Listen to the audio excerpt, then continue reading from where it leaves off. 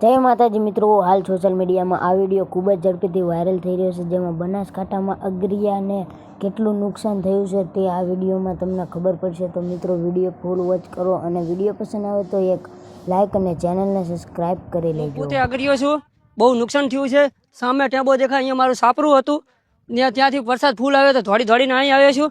આથી મારા 4-5 ભેંસો તણાઈ જાય છે પાણીમાં અને બહુ નુકસાન થયું। મીઠાનો ભાવ અત્યારે આવે એમ હતો ત્યારે જ આ વરસાદ બહુ નુકસાન કર્યું છે।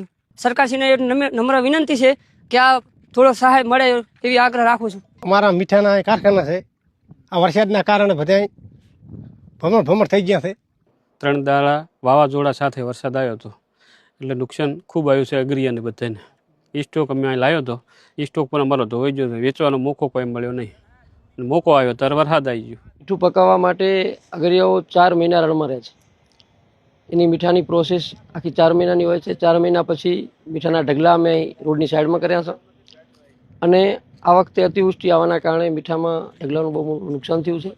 2015માં અમારે પણ ફૂલ પૂર આવ્યું હતું, ત્યારે પણ મીઠામાં મોટા પ્રમાણમાં નુકસાન થયું હતું। એના પછી 17માં થયું હતું અને આ વખતે પણ એની પોઝિશન છે।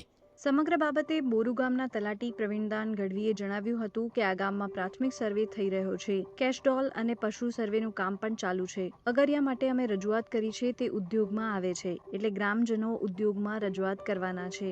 તો સુઈ ગામના મામલતદાર અનિલ પરમારે જણાવ્યું કે હાલ સહાયની કોઈ જાહેરાત નથી થઈ, સર્વે રિપોર્ટ આવ્યા બાદ સહાય કરાશે। અગરિયાઓનો પણ સર્વે તો મિત્રો પકાવવા માટે અગરિયાઓ 4 મહિના રણમાં રહે છે। અને ચેનલને સબસ્ક્રાઇબ એની મીઠાની પ્રોસેસ